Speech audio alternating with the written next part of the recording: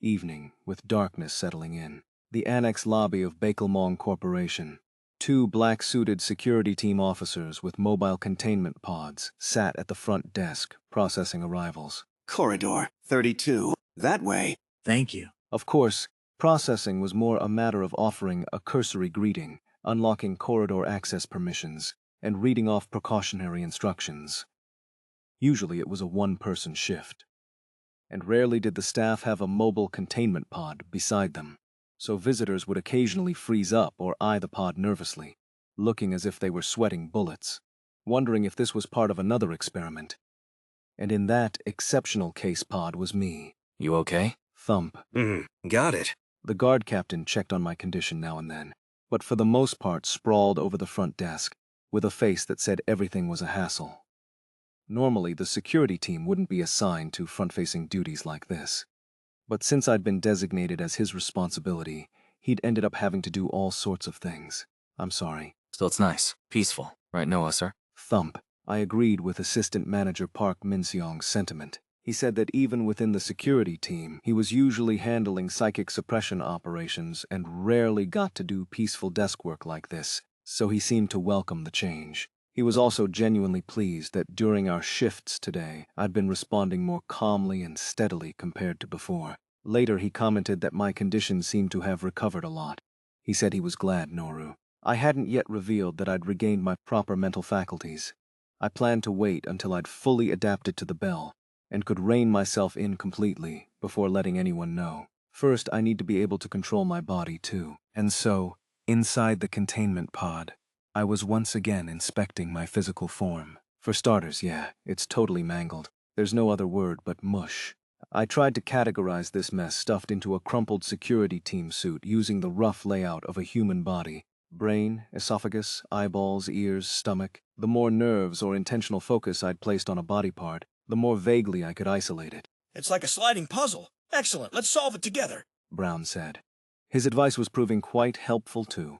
Of course, if someone with actual medical knowledge like Yongjin were here to help, I might be able to grasp things more broadly, but this was the best I could manage for now. What even is this? How many eyes do I have?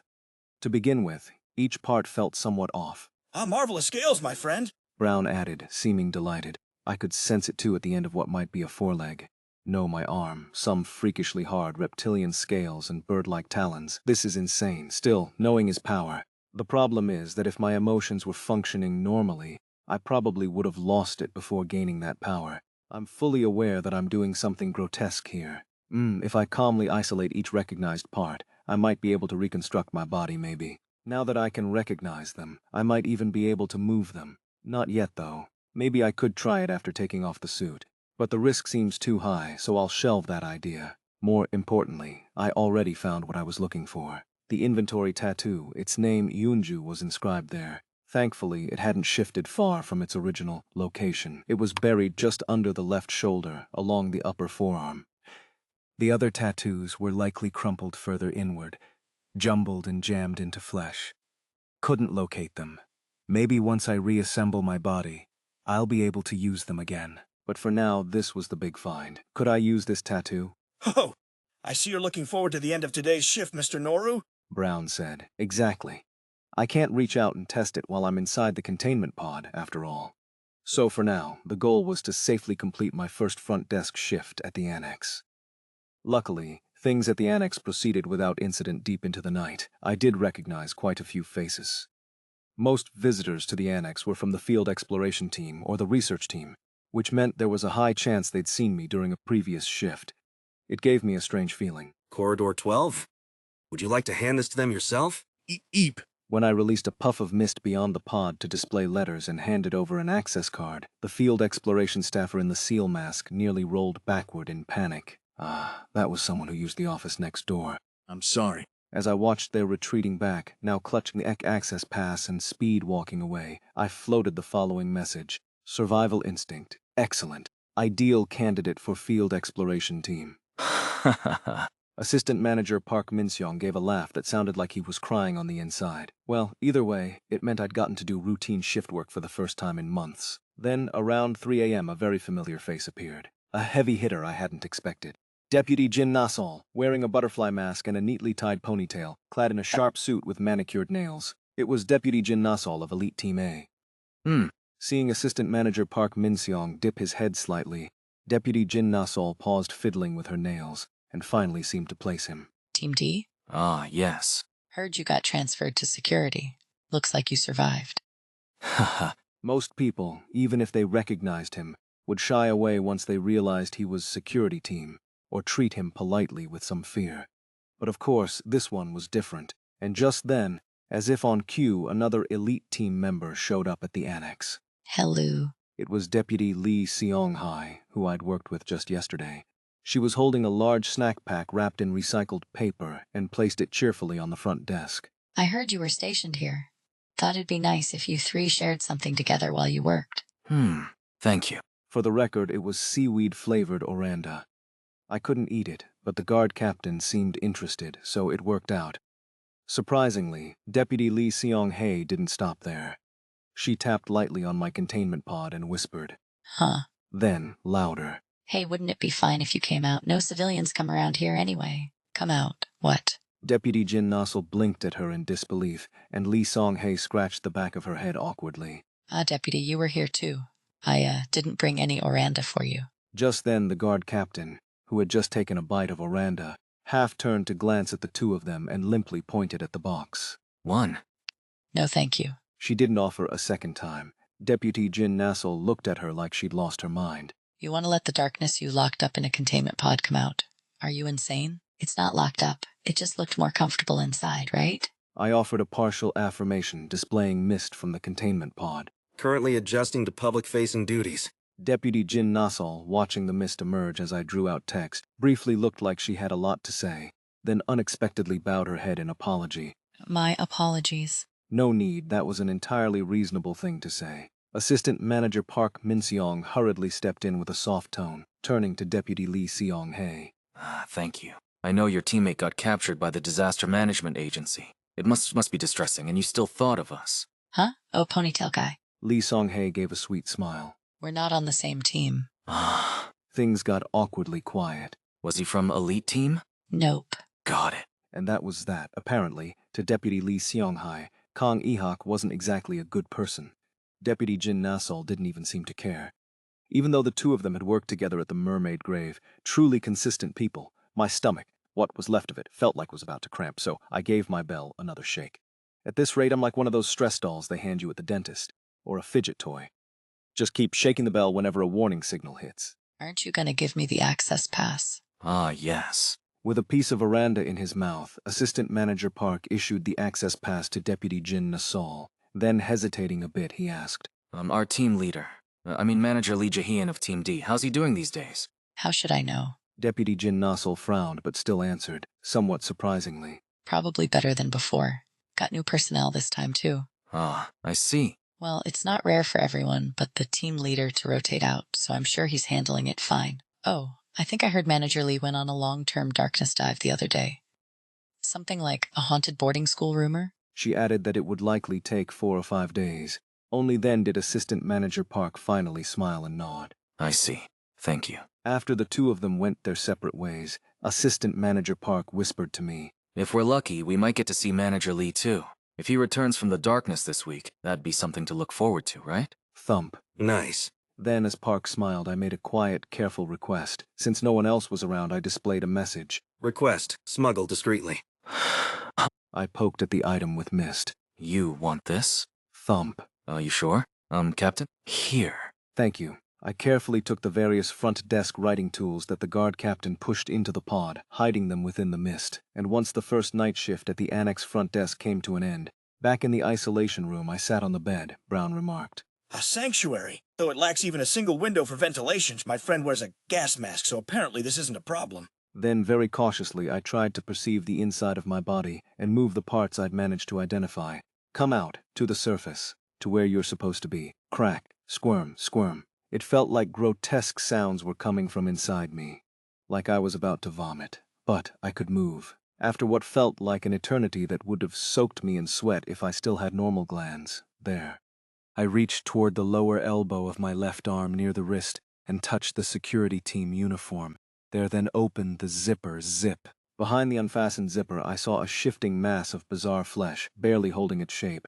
But I could also see what I had sent precisely into position, a tattoo. Its color shifting, activating. The inventory tattoo, its name Yunju was visible. Found it. I reached into the tattoo. It worked. It still functions. A corridor leading to the management office of Yucco Theme Park, Brown said. I remember that shabby groundskeeper who rose to undeserved glory. All thanks to you, Mr. Noru. Not quite, but the space had clearly expanded. And unfortunately, it was supposed to be mostly empty now.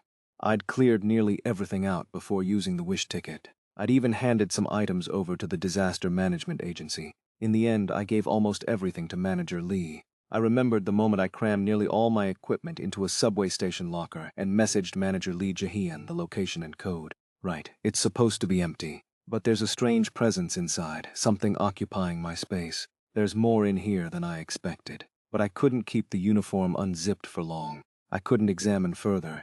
So I just felt around quickly for anything familiar or expected. First item, blue scale, given to me by the Blue Dragon mascot at Yucco Theme Park. I hadn't handed this to anyone. I was worried about the potential fallout if I did. It once said, "You can summon me," but using it now would probably just get me added to the company's incident report database, so I'll hold off. I'll just remember it for now. I pulled my hand away from the smooth, cool, shimmering surface. And then came the item that had been nagging at me. Second item, paper boat, left behind by Baek Sahian, who escaped from Jizan village. Let me guess. Brown said. Dear Brown will attempt a deduction. It's a personal object with unclear value, which is why you didn't pass it on to anyone else, correct? Correct, and possibly it might be a huge help. A passageway into what happened during the 6 months I spent as a mindless wreck on Basement 13, and also into Jang Heewon. A passageway, you say? Brown mused. Exactly. A boat is typically something that transports things somewhere. And paper, well, that's what you write on. Put those two together. It starts to feel like some kind of communication tool. I pulled the paper boat from the tattoo, then hurriedly zipped my uniform closed and tidied up my clothes. Phew, there, that went smoothly. Then I stared into the paper boat. Despite being made of slightly worn paper, it had clearly been kept with care. It hadn't gotten crushed or damaged, even though it was fragile. If I think of it as an item and think about how to use it, this would be the first step. I carefully unfolded the boat and revealed the inner surface hidden within. Oh, jackpot, my friend. Brown said. Inside was a message. Hey, are you dead? Written in what looked like pencil Baek Sahian's handwriting. Of course. I had no idea when he'd written it. But judging from the tone, it probably wasn't something he'd scribbled randomly before fleeing Jisan village. Feels like he meant this for me. More precisely, for Agent Podo, the one who pulled the goldenrod in Jisan. All right. I dug through the writing tools the guard captain had given me and pulled out a pencil. Then I wrote on the paper. I'm not dead. A moment later, What the hell? came the reply, hastily scrawled as if in shock. Let's think this through. Baek Sahian had left this paper boat behind in Jizan village. Most likely he left it for the Agent Podo he met back then. Of course, he probably doesn't know that agent was called Podo. If he had figured that out, he would have already realized I'm Kim Solium. Since he didn't, he left behind this communication item. So in the current situation, answering in a proper agent-like manner would make it easier to keep this conversation going. I wrote as neatly as possible. But the misaligned tension distribution of a body melted and stuffed into a suit made my handwriting a little shaky. Were you the citizen I met in Jizan village? So what if I was? I'm relieved to see you got out safely. Baek Sahian didn't respond. Still, my written message eventually faded. Maybe that meant he saw it. I continued writing. Sorry for the delay in replying. I only just found this. I didn't know the paper boat had to be unfolded to activate. Are you an idiot? How could you not know that? Knew it. Totally saw that coming from you. This venomous personality never changes. I was just starting to wonder how, as an agent, I could steer this jerk towards something resembling a productive exchange. I guess it's possible not to know? Doesn't seem like you have much experience with this sort of thing. Couldn't even make an accurate guess. You're pretty new, aren't you? Yes, that's correct. Still, I think I handled things reasonably well at the time. Silence again. What's this now? Anyway, the fact that you left behind this paper for communication, Does that mean you had something to report? Something to report, my ass. I left it because I had a question. The previously fluid writing now took a moment to appear.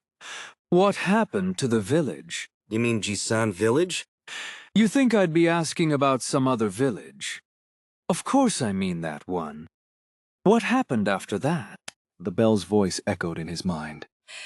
Goodness, bothering my friend over something from half a year ago. If Mr. Noru lost his temper at that laziness, I wouldn't blame him. Well, it's probably less laziness. More like fear kept him from checking back. Apparently, Baek Sahyeon hadn't gone anywhere near Jisan village since the day he ran away. He probably felt the pressure or heard the sounds of what was happening there, even as he fled. And after that, any communication from the village probably stopped altogether. It's already almost October. With Chuseok coming soon, maybe that's made him even more anxious, wondering if he'll have to go back, if the disaster management agency failed, if the village has become even more horrifying. So I responded, concisely. The supernatural disaster you feared is gone. There will be no more draws and no more festivals. The Jinaji sung that the villagers had fermented with liquor and sealed beneath the Seonangdang is gone. It has probably been placed under SDRA's jurisdiction by now. You're free. For a long time, Baek Sahyeon didn't respond, I continued. However, since the current condition of the village is unclear, I'd advise caution if you plan to visit. I've been on continuous duty in other supernatural disasters since then, so I haven't received detailed updates. That was, by coincidence, completely true. It made me feel a little gloomy, but as an agent, that was the kind of basic information I was supposed to provide. Of course, since you're someone who experienced that particular supernatural disaster, if you contact the SDRA officially, they'll be able to assist you more safely and thoroughly. Though let's be honest, you'd never do that. Got it. Figured as much. Your handwriting sucks, by the way. Okay, what's with the sudden personal attack? Sorry. But once your brain and body have been reduced to pulp, you'll understand just how hard it is to control fine motor functions. The fact that I didn't crumple this paper into mush is a miracle. Apologies, my hand's a bit injured. Again, silence. Then the topic shifted as another message came in. Hey, are you contacting me from the darkness right now? More or less. But on that note about you calling it the darkness, don't play dumb when you already know where I've been. That agent with you seemed to recognize me. Trying to use this to threaten me won't work. This guy's been like this since new employee orientation. Why does he always blow up like this? I have no interest in threatening you, nor any reason to. And for the record, if someone really were trying to threaten you during a conversation like this, the safest thing to do would be to walk away instead of snapping back. Silence again. I held back a sigh and went on. I just personally wanted to ask you something about Bakelmong. Are you insane? You think I'm gonna answer that and hand the company a reason to come after me for free? Lama, quit screwing around. Understood. That was expected. I was just about to consider what kind of bait might work to draw him in when suddenly a new line appeared. What exactly do you want to know? What's with this tone shift? Still, I went ahead with my prepared question. I was wondering if any of the new hires were returning employees, and if you personally recognized any familiar faces. First, I need confirmation about Jang Hae-woon. I could ask Kwok Jae-gang, but I don't want to give that mad scientist the impression that I care about Jang Hae-woon more than I should. That'd just make him curious. Even though he's under red finger constraints, the last thing I want is to give that lunatic a reason to look for workarounds. Especially through a third party rather than the person he made the promise with. Same reason I'm not asking about Ko Young-gun or Deputy Eun-ha-jae either. Of course. I knew Baek Sahyeon wouldn't give anything up for free either. So while I was weighing what kind of carrot or stick might work... Just wait a bit. I'll check tomorrow after I clock in. Did he eat something weird? This really came out of nowhere. But hey, if he's willing to do it, I won't complain. Thank you. Don't forget to show some appreciation. I'm expecting a decent item in return. And don't try to fob me off with a coffee coupon or some crap. Hey, I'm not even in a position to buy a damn coffee gift card. Then that may be difficult. I'm sorry. I'm currently not in a position to acquire any items. So, you're not even going to pretend you'll get me something later. You're really that clueless and inflexible, and you somehow managed to be an agent all this time? The bell's voice chimed in. What a Grinch-like soul indeed. My thoughts exactly. In that case, I'll repay you when I'm able to in the future. Thank you. Apparently this, Agent Podo, had somehow earned Baek Sehyun's trust during the Jizan village incident. How the hell did that happen? I have no idea. It was completely unexpected, especially considering I'm not even technically an agent anymore. The fact that we're still communicating in that context feels odd. Anyway, I decided to wait for Baek Sehyun's answer to that question. Besides, this was a segment of time where I had to calmly continue my duty at the annex front desk for the sake of the next stage. The bell spoke again. Now it's time to rest and prepare for tomorrow's shift, my friend. Right, and so a few days passed. I continued my duties at the annex front desk without incident, and kept subtly pressuring the company with the silent demand that they absolutely pay my wages on payday. For the record, I did go on one more darkness collection run during this time, and returned safely with the target again. It was one of the darknesses listed on the wiki, so by following the manual properly, even in my current dulled emotional state, it wasn't that dangerous or difficult. Aside from that, things were relatively peaceful. Surprisingly, Deputy Lee Sunghai even stopped by a few more times during our shifts at the annex with snacks in hand. Maybe someday, if I reassemble my digestive system, I'll be able to eat them. For now, I handed everything off to the guard captain. As for Baek Sehyun's paper boat, it still hadn't responded. I guessed he hadn't yet finished checking the new hires. Eventually, enough time passed that my shift format changed a little. The bell announced cheerfully. Solo shift. Fear not the boredom, dear friend. This witty raconteur shall remain at your side. Exactly. A solo night shift. Apparently, after watching me behave obediently on the job for over a week, the company decided it was time to test me further and assigned me to the front desk alone. If it were me, I wouldn't have taken that risk. Then again, that's what makes this a cursed company straight out of a horror story. The guard captain and assistant manager Park Min-seong both resumed their original assignments, only showing up if I triggered a security call. So there I was, Laffer behind at the front desk, my containment pod open, on display. The result? Roughly 7 out of 10 people approaching the front desk were hesitating. Huff. If they hadn't already gotten used to the containment pod over the past few days, I'm sure someone would have triggered a security team call by now. Mr. Containment Pod? Sir? I'm trying to access the self-baking cookie in the Twilight tier. A message appeared. Access pass issued. I formed the message in mist and, extending only my left hand from the pod, registered the access pass and tossed it to the employee. Thank you. A follow-up message appeared. Please ensure safe use. As they hurried into the corridor, I could hear murmurs. They're surprisingly good at their job. Please don't say that so loudly in front of what you assume is a darkness containment pod. Must be a new hire. There were noticeably more of them today. A few days had passed since the final hiring test, so this was about the time the company started giving new hires a tour of the annex and letting them navigate it solo. I'd done it too. Wasn't it around this time I built my custom gear? It reminded me of when the supervisors of Team D helped me get started. As I quietly passed the time with mist, the front door of the annex opened again. Another suited figure carefully stepped inside. Good evening. He seemed to be a new hire, a tall man, but he froze upon spotting me at the front desk. That happens. I displayed a message. Question, do you require an access pass? As soon as I formed the sentence, the new hire hurried toward the desk, nearly stumbling. Huh? More precisely, at the sight of the black mist and yellow glow emanating from my open containment pod, as if he recognized it. I quickly displayed another message. Question, do you remember your entrance day?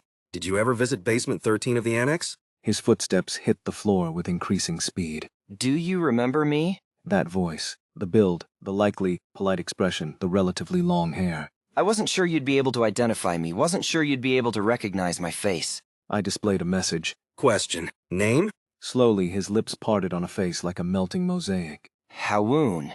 As I thought. Sir. I faced my former colleague once again. A flurry of questions raced through my head. I displayed a message. Reason for joining? There's something I have to find. His hand, resting on the desk, tensed slightly, then relaxed. There was a CCTV camera. We couldn't talk in detail, so I was right after all. Apparently, the human form Jang Hee-won created through the wish ticket had rejoined Bakelmong to fulfill his wish. Sir. I wanted to talk more, but not here, in this public space. We've acknowledged each other. That's enough for now. I displayed a message. Access pass issued. Thank you. I granted him access to the Twilight Tier darkness he had requested, but Jang Ha-woon merely peeked briefly into the annex interior, then returned the access pass and turned to leave. I'll be back. That's what he said, and then he was gone. Did he come looking for me from the beginning? The rumor that there was a security team agent using mist stationed at the annex front desk, that is, that I was here, it was possible. Who? At any rate, I was glad to see he was still human. If he had been corrupted into a resort employee, he wouldn't have been able to pass the dream distillation process, and there's no way he'd have been accepted into the field exploration team. Maybe I shouldn't have asked Baek Se-hyun. Maybe I should have gone digging for something else. But how could I have known we'd meet again this soon? Since no one was around, I pulled Baek Se-hyun's paper boat from the mist and unfolded it, placing it in a shadowed corner of the security gate, out of sight from the cameras. Ah, just in time, a response had arrived. It was Baek Se-hyun's reply to my earlier question about whether any of the new hires were preternies or if he recognized any familiar faces. There aren't any. What? No rehires among the new people, and I didn't see anyone I recognized. Didn't even see any celebrity types or whatever. Was that really what you wanted to know? Wait, then who the hell was that Jang Hee-woon who just left the annex? Hey, you got your answer. Why aren't you responding? Thank you. I'll be in touch again soon. I folded the paper boat and returned it to the mist. All kinds of possibilities swirled in my head. Maybe one of them was lying. Maybe both were. Maybe they were both telling the truth, just from different misunderstandings. And at the same time, the most primal option occurred to me. The simplest method I hadn't thought to use until now. Brown. The bell perked up. Oh, what's going on, my friend? Thanks to the bell, my mind was clear, and in that heavy, blurred aftermath of emotion, my reason asked a question. To the one at my side who could still recognize human faces. My kind companion. That person just now, the Bakelmong employee in the buffalo mask, was that the same Jang Hee-woon I used to know? The bell replied. Goodness, if anyone should know, it's you, Mr. Noru. Me? But since it seems you've forgotten, allow this humble announcer to give you a hint. In a charming, retro-toned broadcaster voice, he spoke 3 words. Flower Golden Resort. Ah, even if I lacked a human form, there was still one identity I had never lost, the mascot of Flower Golden Resort.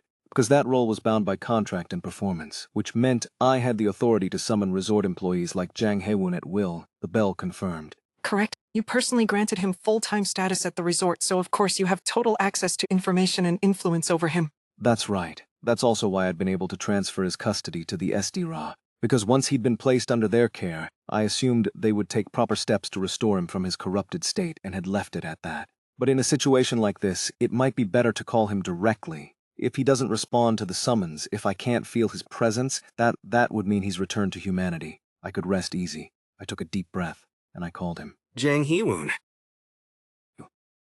Right now under the desk where I sit. Something's there. Something is calling me. The employee of a horror story resort that I summoned. Mascot Nim? The corrupted Jang Hae-woon. A dead colleague who still hasn't come back to life, who's now a piece of urban legend, calls out to me. To the one who made him into that legend. Please issue my next assignment. Thank you for summoning me. A dizzying sensation. I realized in the most unwelcome way that I could still feel the emotion called chill down the spine. Like a spinal reflex, I formed letters in mist and sent them beneath the desk. Question. Your current status. Please, I am currently working under deployment in the Yongchun Celestial Spring Special Recovery Zone of the Supernatural Disaster Response Agency as per your instructions. Mascot Nim. I've been granting every request the agents make as long as it doesn't interfere with resort operations. Yongchun Celestial Spring. A well-documented supernatural phenomenon used by the SDRA for purification and physical recovery listed in the wiki. Knew it. That's where they sent him. My disoriented mind settled the moment it met something it understood. The voice under the desk echoed. The agents asked to peer into the 33 puddles that have formed around the hot spring water. They watch to see what kind of reflection of myself appears on the surface. But then... They always ask if the reflection shows the Agent Hwagik from before I signed my contract with you, Mascot Nim. But it's never happened. I always answer politely. No, it's only been half a year. It's possible there hasn't been any progress yet. Still, you'd think something would have changed, even just a little, right? Suddenly, I caught a clue. The name I'd used, he responded to. Jang Hewoon. I'd only used his real name because I was still thinking about the other Hawoon I'd just met, and it had left a strong impression, but I definitely made the contract with him under the nickname Buffalo. Yet, he responded to his real name, which means he may have recovered some fragment of human identity. His sense of self, oh, Mr. Noru, that's the nature of subordination. Even if the master calls out, "Hey," or "You there," as long as the servant believes it refers to them, they will answer and stand at attention. So what you're saying is, it just proves how thoroughly he's still bound to me. Then what about the wish ticket? Did he even use it? Wait. I formed another question in mist and sent it beneath the desk.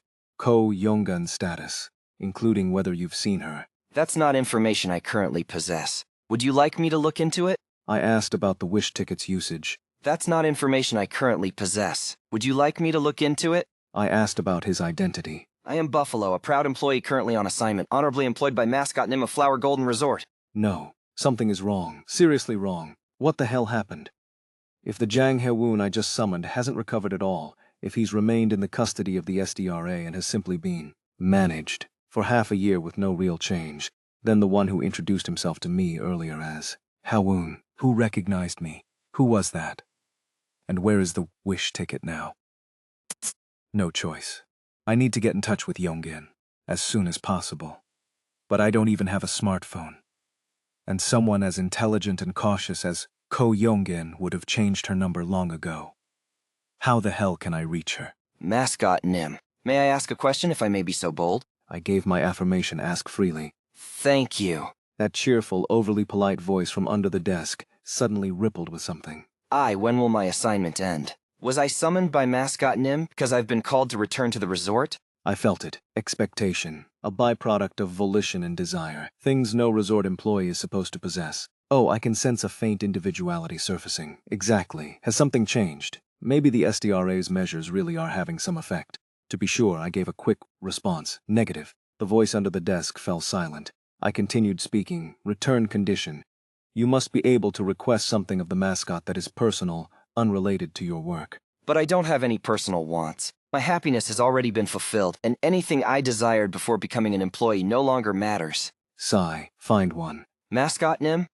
I considered giving Jang Hewoon the bell I was holding, but I soon realized that would be pointless. After all, the agent who assumed custody of Hyowoon was Agent Haegum. If that method worked, they would have used it already. More importantly, if I stalled any longer, the other agents might begin tracking or initiate emergency protocols. If he's showing signs of recovery, they need to monitor him themselves without delay. I decided to send Jang Hewoon back immediately. To make his sudden absence seem natural, I explained that the mascot had called him away for a resort employee satisfaction assessment. Yes, thank you, Mascot Nim. Then, just before the summoning ended and he disappeared. Will you call me again? Affirmation. Thank you, Mascot Nim. That bright voice replied, and the dead one beneath the desk vanished. The red inventory tattoo beneath the brace on my left arm flashed briefly gold as if the groundskeeper, currently working as resort manager, had confirmed my commands. Sigh, my friend, you've learned how to handle subordinates. Congratulations. If only we had a lovely bottle of champagne to celebrate. Don't expect a thanks. I crouched in the containment pod, waiting for that dull, resurrected sensation of creepiness to subside. And then I asked, so that person who came to the annex earlier, that wasn't Buffalo, right? The Jang Hewoon I contracted with hadn't changed at all. Correct, Mr. Noru, but every word spoken has a purpose. As for what intention that person had when they spoke to you, well, even this humble announcer cannot say. Right. Then in that case, I need to start by identifying the basic information on that employee. Oh, surely you're not thinking of using that vulgar researcher, are you? Mr. Noru, if I recall correctly, you've always been reluctant to mention the matter to him directly. You're right. It might just provoke him unnecessarily. In that case, I'll just have to make him bring it up himself. That day, after my shift ended and during the time left before rest hour. Well now, did you have an enjoyable shift, employee? I silently looked at Guak Jegang, who had come to see me. Employee? And just as he began trying to figure out what this was about, I floated up the message, confession permitted. A confession? Well, I suppose I am the kind of person with a lot to confess. But well, for you, employee, I'd gladly. Subject, today's annex visitor. Guak Jegang gathered his file folder. You're referring to the new hire, Jang Hewoon, aren't you? I didn't react. Hold on. I didn't send him. I swear, really. I wouldn't lie to you, would I? I couldn't stop him if he wanted to go on his own. I stayed still as if I were humoring his excuses, as if I were suspecting that he had deliberately provoked me to draw out special data, until the primal fear I'd imprinted during my own escape, when I'd feared for my life, began to rise again behind Guakjigang's neck. Because from the start, there's no way you didn't know. Even if you didn't summon him directly, you would have been cheering and observing. You were surely watching everything on the CCTV, monitoring the conversation and recording it so. Prove it. In what way? Submit today's work log for 666. Haha, yes. Guakjegang's hands trembled slightly, whether from fear or excitement. It was unclear as he handed me the file he was holding. I took the folder with my gloved hand, flipped past my profile, usage guide, and observation records until I found today's notes. The log of visitors I interacted with. As I traced the entries by time, focusing on the new employee who'd called himself Heewoon. 2:12 a.m. Interacted with employee Kim Heewoon. Kim Heewoon? 3666 asked the employee if they had met before.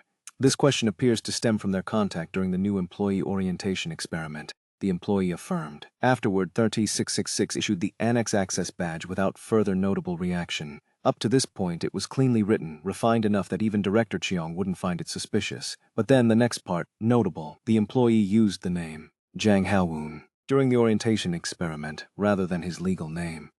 In the follow-up interview conducted after the experiment, the employee stated that he used the alias to gain courage.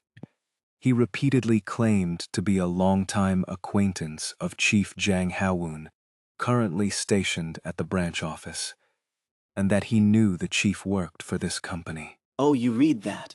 The researcher's voice, which had been stifled by fear, now lit up with renewed interest. It's a flimsy excuse, sure, but at least that's what he said in the interview. Then, seeing my expression, he added, Haha, I admit I was curious how that name would register with you at the time. The resemblance is a bit uncanny, too. Wait a second. So it's just someone with a similar name, but a different surname? And supposedly a friend of the real Jang Haowoon? That's it? No. It's suspicious. I remember clearly. After Jang Haowoon had died and returned, as an employee corrupted and awakened as part of the resort, he'd told me so casually about his past. I grew up in an orphanage, since I'm an orphan.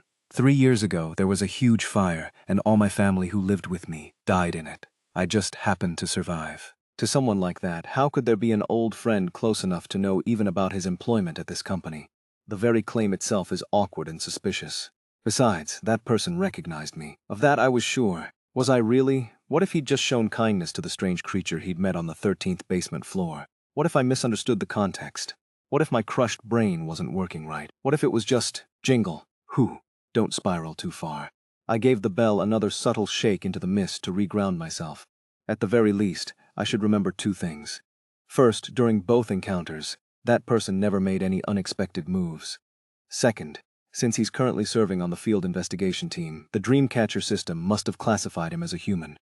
Those 2 facts are what I need to hold on to firmly. Suspicion is the friend of wisdom, but if it grows too sharp, it may wound. Oh, Mr. Noru, your careful and respectful approach is most commendable. Yeah, thanks. Ahaha, is that person bothering you that much? Damn it. Well, if you like, I could have them designated for special surveillance. Denied. Ah, yes. Don't cross the line. Prohibited actions. Any personal recruitment involving the individual, assignment to any tasks involving Thurn 0666, any other bothersome additional actions. I imposed a general prohibition order on Guakjegeng moving forward and held back a sigh. That new hire did say he'd be back. In that case, I should simply leave my access open to the annex front desk where I normally work. Something tells me that digging deeper from Guakjegeng's side will only lead to complications. Besides, I'm not relying solely on that for answers. The whereabouts of the wish ticket. No matter how I think about it, the right thing is to speak to Ko Yongyun. Now I just need to think of a way to reach her. Understood. Guakjegeng wiped the sweat from his brow, but soon recovered. When I returned the file, he even seemed slightly disappointed that nothing more dramatic had happened. It was a fascinating conversation, though. Surprisingly, however, Guakjegeng didn't show any excessive curiosity or scheming intent. When I saw his expression, I realized why. He had something else important on his mind. Would it be all right if we return to the original purpose of my visit today? Affirmation. Excellent. Excitement returned to his smiling face. Well then, at last Director Chung has given the order. Employee, it's time. Let's prepare to excavate the darkness at the Joyful Research Lab beneath the main building. Ha ha! Dark excavation. A descent into the endlessly repeating images of the Yukho Research Lab beneath the main building, extracting the darkness that resides within. To collect dream fragments, possessing a new urban legend is one of Bakelmong Corporation's key operational processes. But now, most of the darkness has already been excavated from the lower levels of the Yukho Research Lab. We've reached the point where we must send employees into the deep layers, dangerous undocumented zones riddled with anomalies. The employee has arrived. Ah, Special Department 130,666. That's right. The employees of the Special Department under the security team, the urban legends bound to Bakelmong Corporation as staff, are the proper candidates for such missions. And starting today, I'm one of them. A week of quiet duty in the annex has paid off. Although I hear you won't have to go that deep today. Exactly. This is my assignment for today. Excavating new darkness from the lower levels within 30 underground floors. Kwak Jaegong lowered his voice. Of course, if you feel like going deeper, I'd welcome it unconditionally, Sir Employee. If I keep going down, maybe I'll even find the ruins of that bizarre dream incubator room where I first woke up. Just thinking about it makes my stomach churn, but I held it in. I was planning to show that I can work diligently today anyway. Time to build a foundation. Mentally and environmentally. And obviously, this is a solo operation granted only to Special Department employees. No need for a transport unit. But if I went along too... Who said you'd be given that opportunity?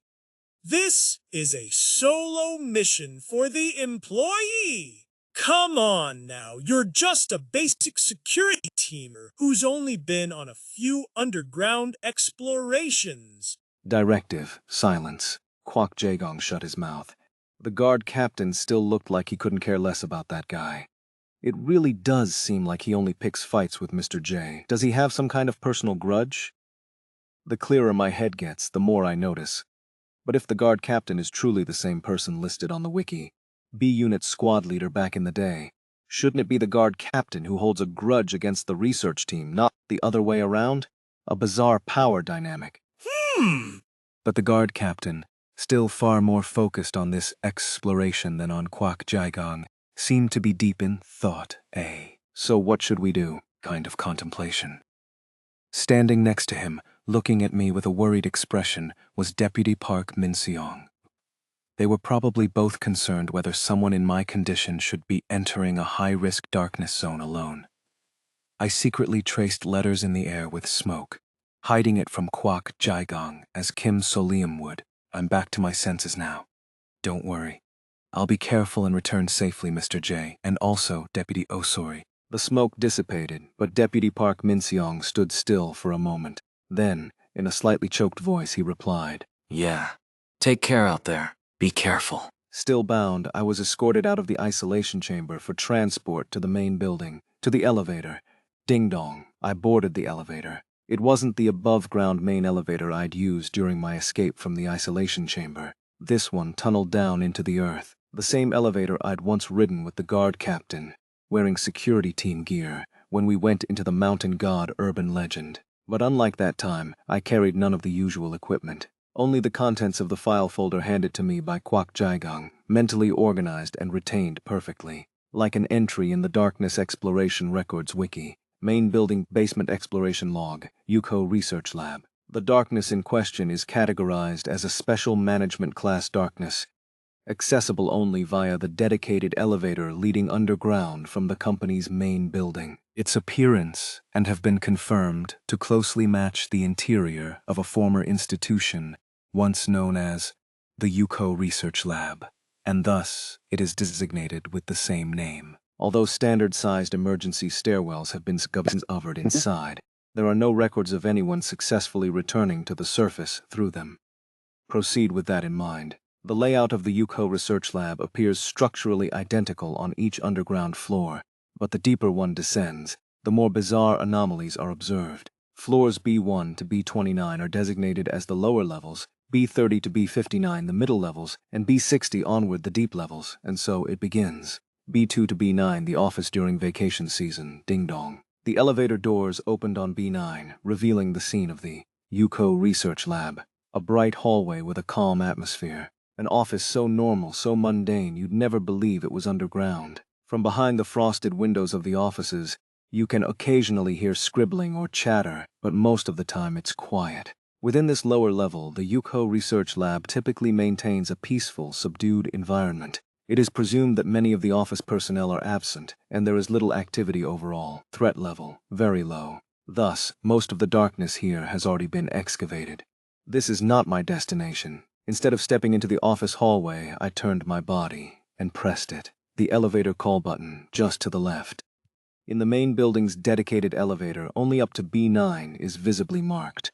Occasionally, double-digit basements will appear, but it is not recommended to press them. The proper method is to exit on the lowest clearly marked floor, then board the elevator on the left. That left-hand elevator will most likely display buttons for deeper descent. Usually 10 additional floors are shown. Press one of those buttons to continue the exploration. I thought, let's go, way down below, to find gold. Oh yes, we should sing a miner's song, just like the dwarves in Snow White.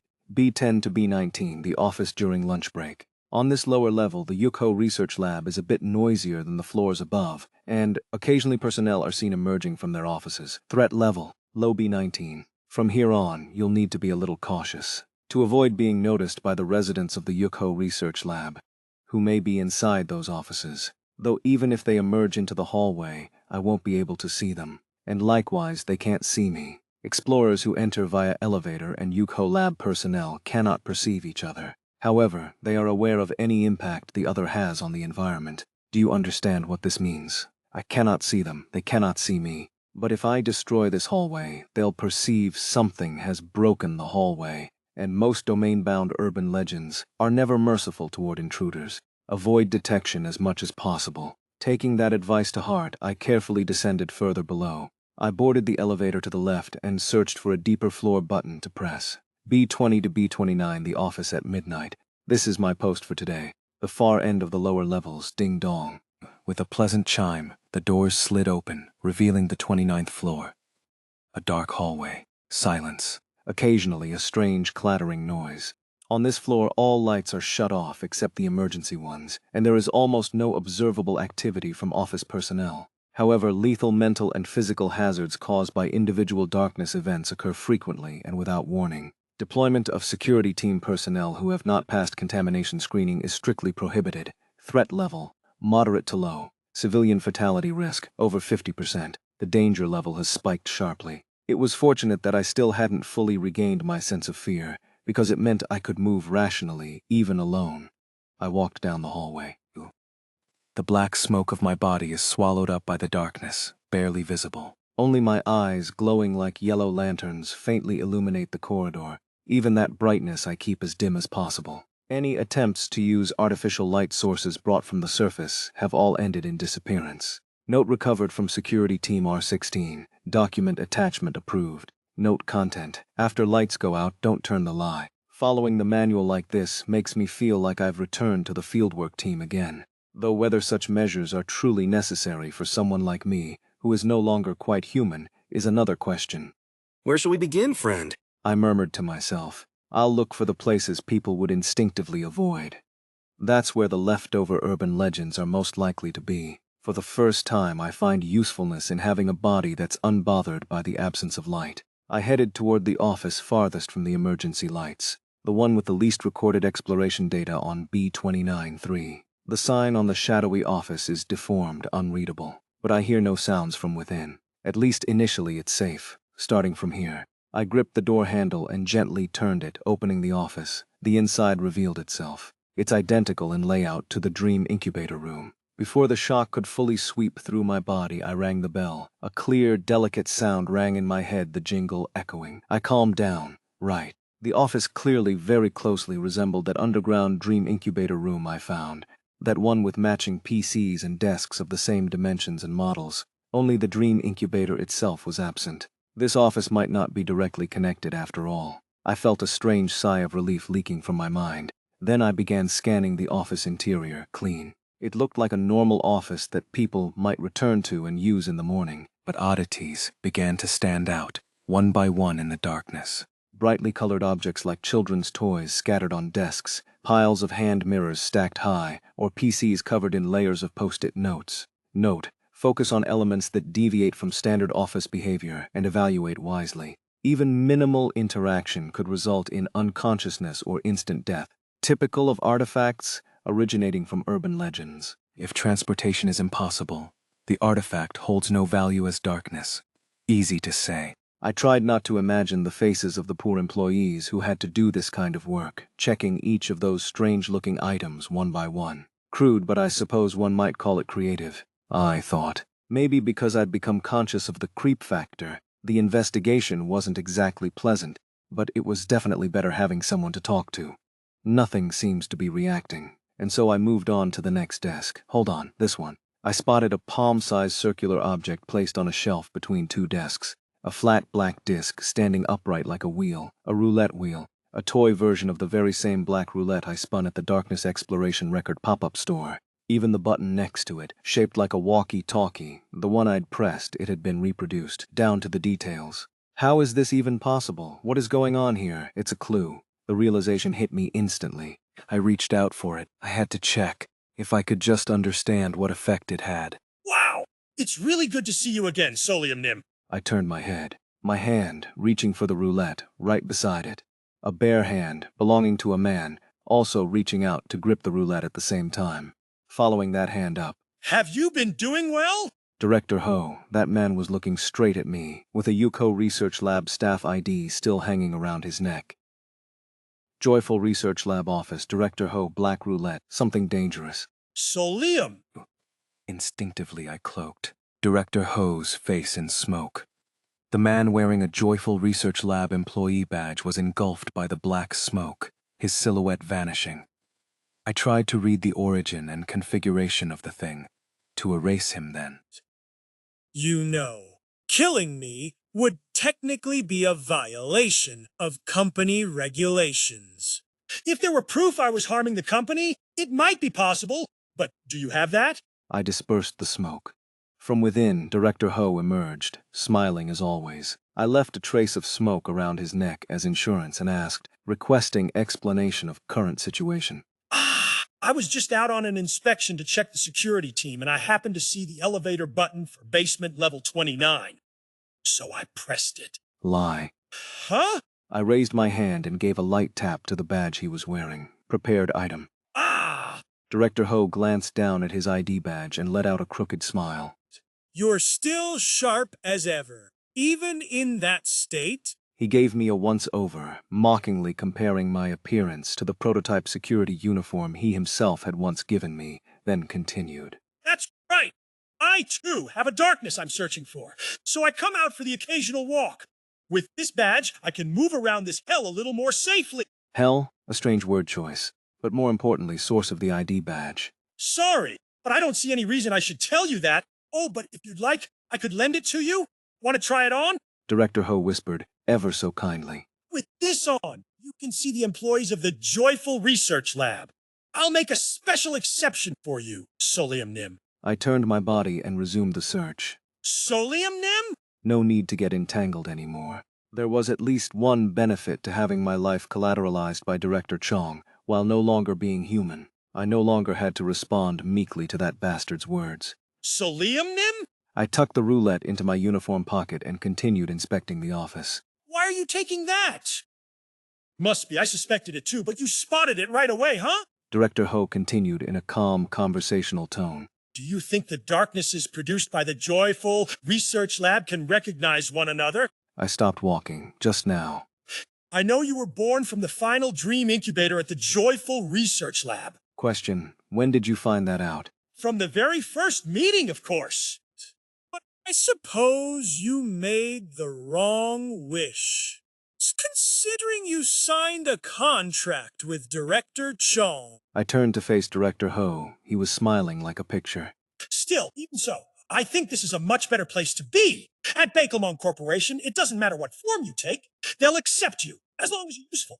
Like you, Solium Nim. A twisted logic. And that form of address, request. Change form of address. Don't call me by my real name. But Solium Nim, You're still Solium Nim, aren't you? Was he doing it on purpose?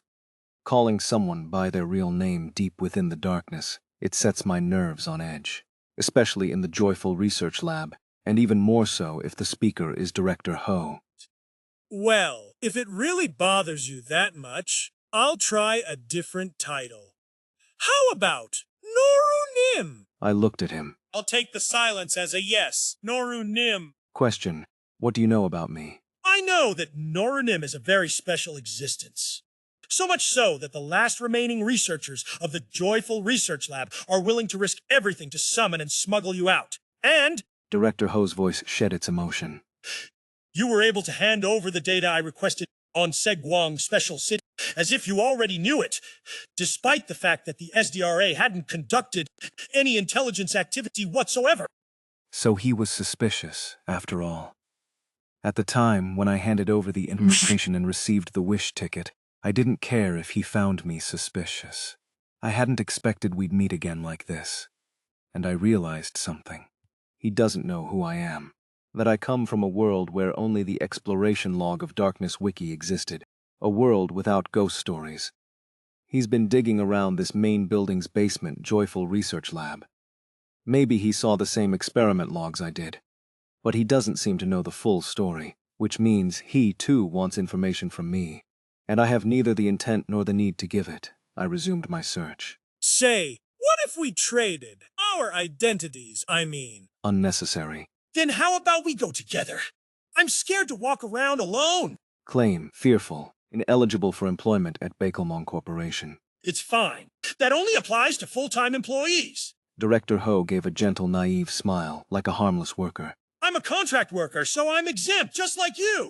If a lifetime of collateralized existence still counts as contract work, I guess. Noru Nim. I left the office and began walking. Footsteps chased after me, so did his voice.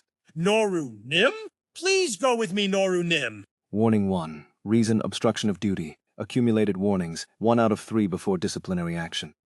You're going to discipline me? Warning 2. Reason: obstruction of duty. Accumulated warnings, 2 out of 3 before disciplinary action. Who told you it was okay to treat Noru Nim like that? Director Chong Jandal Ray? Researcher Guak Jegong? Security Chief 3? Park Minseong? Warning 3. Reason: obstruction of duty. I turned around and grabbed him by the neck. Accumulated warnings, 3 out of 3. Initiating disciplinary action. The smoke wrapped around Director Ho's neck surged back over his face. As he reached out a hand, not happening. I used my other hand to crush his reaching one. Ah, I made contact. Careful, friend. Director Ho's joints twisted grotesquely. He grabbed the zipper on the wrist of my security uniform, and Zip yanked it down. You shouldn't say things like that while wearing the burial shroud I created. We're still under contract, remember? You really shouldn't say things like that. His long fingers curled, trying to seize the distorted flesh exposed beneath the pulled-down zipper. Blisters rose on the skin. Again. Then you touched... Attempting to initiate a binding. But the blisters formed slower than before, the hand twisted into an unnatural shape. Barely holding together, you dare. I covered him completely in smoke, and before I cast the prohibition, I first read him. The records of Director Ho, employee of Bakelmong Corporation, Ho Yuan, an individual afflicted with a Humio disease. Those who respond to this person's call may become infected. Real name. Currently serving as a director at Bakelmong Corporation in order to recover. The Fox Counseling Office, which appears briefly in the field investigation team's exploration records, is a darkness born from this person. Its true identity is the of the old, holding a grudge toward the Natural Disaster Management Bureau. This person's representative activity involves infiltration into exploration records related to the Segwang Special City and Society. Too much redaction. What the hell is this? Let's read more. And as soon as I do, I delete those absurdly pompous paragraphs in contempt. Wait. Since when was I able to recall wiki entries for people who weren't even listed? What is this? What ability is this? Why am I able to edit? What the hell? What? No. It warps, unravels. A bizarre ability my brain can't comprehend. The self I barely recovered begins to collapse, my rationality breaking down. I have to pull my hand away. Oh dear. Ho Yuan and I pulled our hands back at the same time. Cuff. I heard Ho Yuan groan as he pushed himself up from the floor. The moment I zipped my sleeve shut again and regained my form, I struck him. A short thud, and Ho Yuan slumped to the ground again, gasping. Ah, we've been caught! From down the hallway, something begins approaching, accompanied by screams echoing through the dark. Looks like the office personnel noticed the commotion. I turned immediately and started heading for the elevator. Ho followed close behind, his face already swelling on one side where I hit him, bleeding. Wow. Now we've got no choice but to run the same direction, huh? Guess we're stuck together. He was insane. I tried to reach the closest elevator, but too far. The elevator's display was showing a strange number. I couldn't tell when it would arrive. Then, ding, I pressed the call button for the left-hand elevator instead, the one going deeper underground. A strange sound echoed from behind. The left elevator door opened. I immediately stepped in and hit the close button. Beyond the doors, I could see the hallway lights switching on one by one at the far end. Click, click, click. The darkness vanished, violently, one segment at a time, drawing closer. Just before the light reached the elevator, clunk, the doors shut. Success. I was now isolated from the 29th floor. Phew! Congrats, you dodged it! Ho Yuan chuckled to himself, then began adjusting his bloodied face and clothes. There was something compulsive in the way he moved. Ting-a-ling. I calmed myself with the sound of the bell between my horns. What was that wiki-like editing ability of mine? No, why was I able to use it so naturally? How? Since when have I been able to do that? I don't know. Maybe it started after I became like this. No, I can't be sure. Even now, I feel like I could still do it if I tried. But if I did, I'd be crossing some line, and something inside me would break, the framework of my mind. Recall the circus performers, friend. You can show off a brilliant performance by stretching a joint past its limit. But push too far, and bones shatter. Mr. Noru, even your spectacular act will need practice and comprehension. Yeah. As I am now, I probably can't wield that power properly. I'll use it with caution. And as for why I can use it calmly, quietly, deeply, until the day I die, no. This is driving me mad. I should avoid even thinking about it for now. It's affecting my brain just by recalling it. Keep calm. Focus on what I actually need right now. Like the information I just extracted from the wiki-style entry using that ability. I took a deep breath and looked at Director Ho Yuan, and probably the counselor from the Fox counseling room. Noru Nim? So it really was the same person. A faint shock spread through my mind, but I pushed it down. I did receive counseling from the Fox counseling room. That counselor seemed like a good one at the time, but ghost stories often come with two sides. This is what matters, the current situation. I can't easily erase Ho Yuan, and Ho Yuan can't easily place a binding on me. We were locked in a stalemate, and I wasn't the only one who noticed the balance of this bizarre power. Looks like it'd be hard for either of us to overpower the other. Noru Nim, we make a great team for exploring together, don't we? Neither of us can just toss the other as bait and run away, right? Do whatever you want, because... Oh dear. Too bad, that's incorrect. Mr. Noru always has a good friend nearby ready to help. Even in a pinch, it would serve as a critical defense, as long as the host didn't take a liking to Ho Yuan and decide to help him instead. So I permitted Ho Yuan's company, and thus an odd two-person expedition of the Joyful Research Lab began, unable to extract even a single drop of dream dew. Looking forward to working with you, Noru Nim. My stomach throbbed. Maybe it felt more real because I'd recently figured out exactly where my stomach was. Ugh. With a sigh, I folded my arms and turned my gaze to the floor panel beside the elevator. And of course, we had to get on the left side elevator. From here on, we were descending into the lower levels. Inside the still stationary elevator, I scanned the buttons. Below basement level 30, B30 to B39, the Office of Celebration. These floors are in a state of constant festivity. Laughters and noise are common. Balloons, confetti, and party tents are often found in the hallways. Attempts to read congratulatory banners on the tents have universally failed. 60% chance of inducing mental confusion. Entities on these floors are highly active but relatively less hostile. Threat level, medium. Are we heading further down, Noru Nim? Possibly. If I was going to take a risk anyway, I might as well go even deeper. B40 to B49, the Office of Debate. These floors contain rooms where intense verbal arguments can be heard.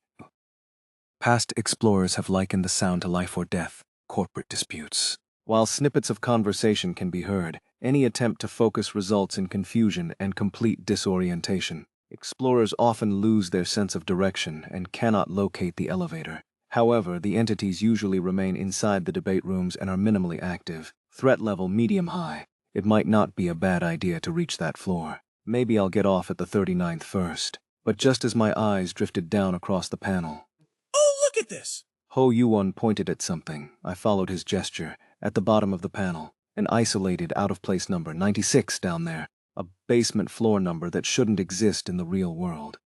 The deepest part of this ghost story. B90 to B99. Redacted. Do not press the elevator button. If pressed by mistake, close your eyes and hit the close button to exit to a different floor. Access strictly prohibited to all regular employees, including field investigation teams, research teams, and security personnel. Threat level, redacted. The button to go there had appeared. A dangerous choice. An exceptional situation where not pressing it would be the rational move, but Noru Nim, are you curious about? I pressed the button. The elevator began to move, descending into the abyss.